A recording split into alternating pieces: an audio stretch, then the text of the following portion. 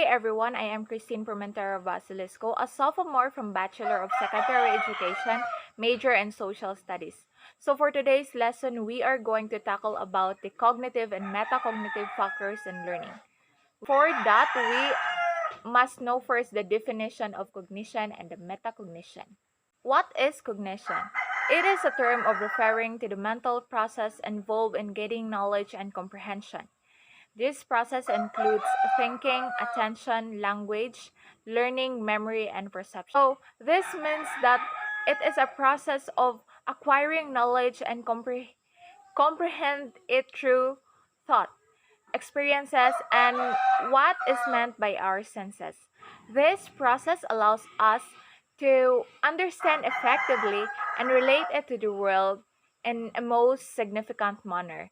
Cognition is observed among human beings because we are capable of remembering, judging, and problem solving.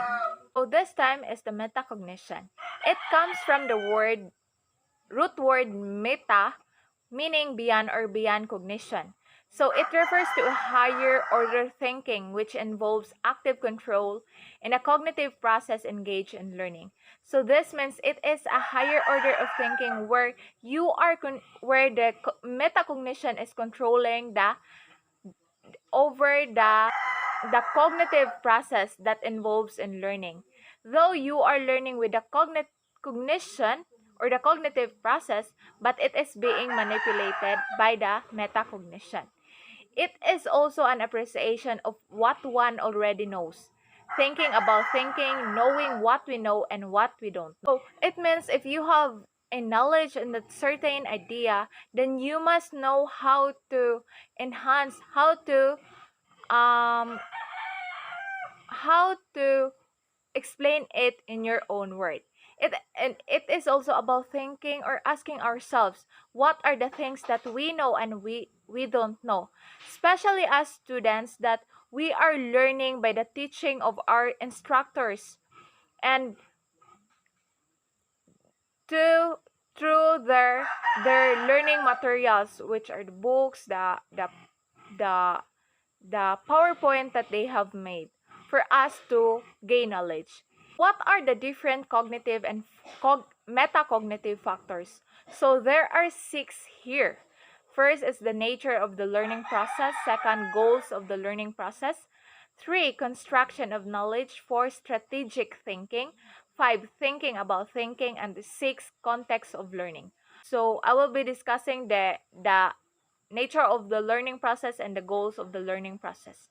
The first factor of cognitive and metacognitive is the nature of the learning process.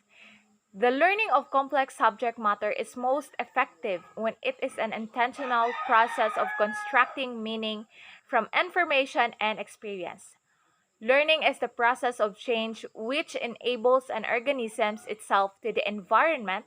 It is therefore a process of development and growth, and it is characterized by flexibility because the individual has to adapt itself constantly to the circumstances of that environment.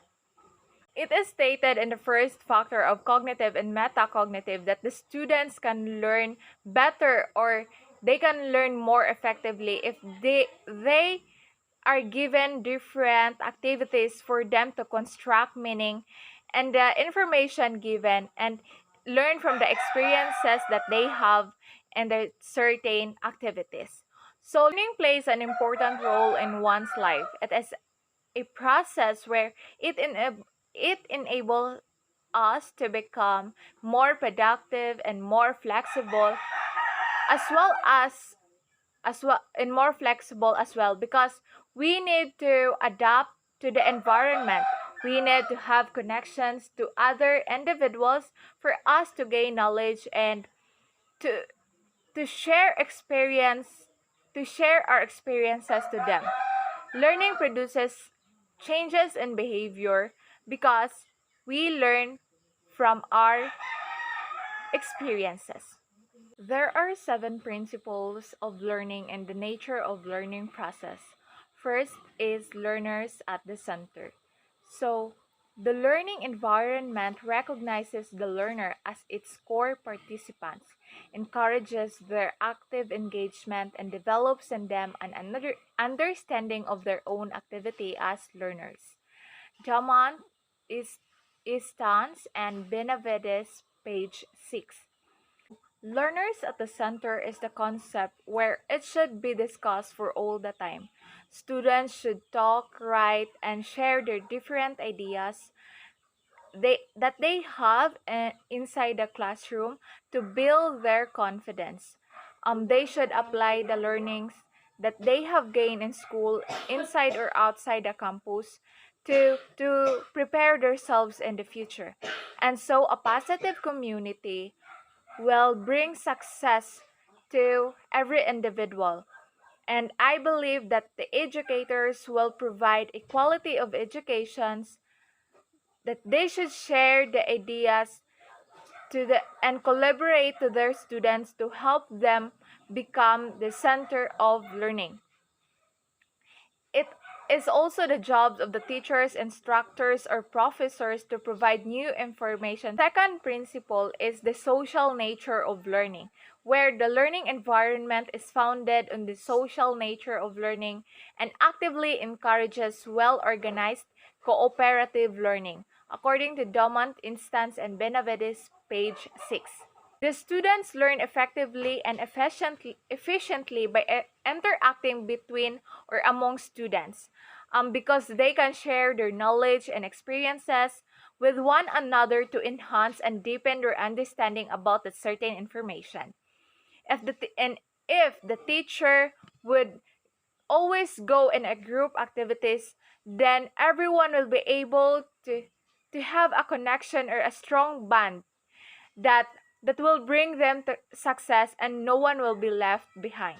Socializing will help students to learn how, how to effectively communicate and to other and to communicate and develop those who lack confidence in social situations. Number 3, emotions are integral to learning. The learning professionals within the learning environment are highly attuned to the learner's motivations and the key role of emotions in achievement. Dumont, Instance, and Benavides, page 6. Emotions plays an important role of how human beings learn. Why? Because our emotions draws us into certain things. If we have a positive outlook in life, then we respond that experiences into a positive one. Unlike if we have a negative view or perspective, then we don't want to happen the things again in the future. Sometimes nga, 'di ba, we are influenced by our emotions. That is why we just respond directly without knowing the effect or the impact. Number 4 is recognizing individuals' differences. The learning environment is acutely sensitive to the individual's differences among the learners in it, including their prior knowledge. Dumont, Instance, and Benavides, page 6. Students have different experiences and comes from many diverse backgrounds. It is very important that we should identify, acknowledge, and understand the differences to create a collaboration in the classroom. It means that by understanding the differences that we have, we can be able to focus on our similarities and learn how to accept our differences. This doesn't mean that because you are different from us or you have different culture from us, you must do what you want to. But it is about respecting and accepting everyone's differences. Number 5, stretching all students. The learning environment devises programs that demand hard work and challenge from all, but without excessive overload. Domant, Instance, and Benavides, page 6. This learning is is an opportunity for the teacher to challenge he or her students by asking questions, and the opportunity for the students to gain more knowledge and to continue to develop their learning. This take the students out of their comfort zone that encourage them to push themselves to what is they possible for them to achieve. Number 6, assessment for learning. The learning environment operates with clarity of expectations using assessment strategies consistent with these expectations.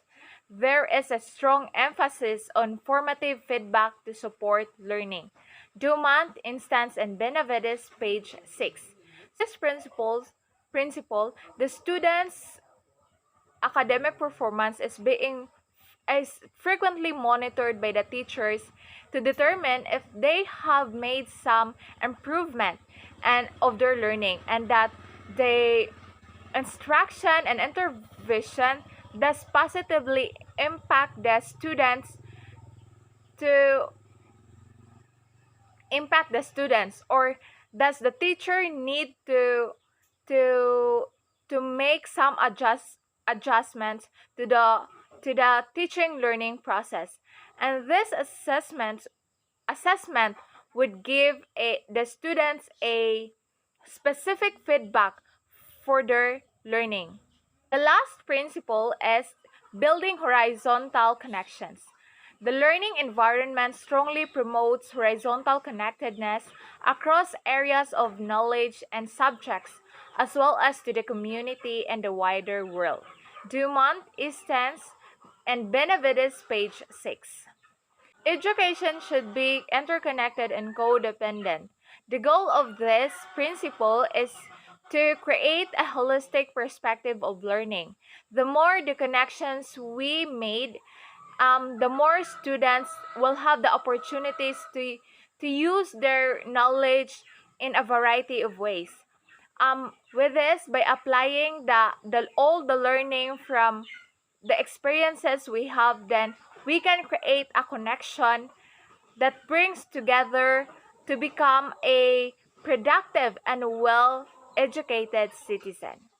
The second factor of cognitive and metacognitive is the goals of the learning process. The successful learner over time and with support and instructional guidance can create meaningful, coherent representations of knowledge. To construct useful representation of knowledge and to acquire the thinking and learning strategies necessary for continued learning success across the lifespan. Students must generate and pursue personally relevant goals, filling gaps, resolving inconsistencies, and deepening their understanding of the subject matter to reach long-term goals. It needs a lot of time to become a successful learner, and it is not done in a short period of time. With the support of our teachers, friends, families, by guiding us in our studies and by learning on our own experiences and being responsible for the things that we have done, then we become this help us of who we are today and create a meaningful and significant experiences that ob- that we obtain knowledge that we can apply in our day-to-day living. So why does it need to have those goals and learn in the learning process? So it is very important because those goals help us to improve and achieve to build the students' learning capacity. So these goals help us to become um, a a better individual, and with this, it should be applied in our day-to-day living.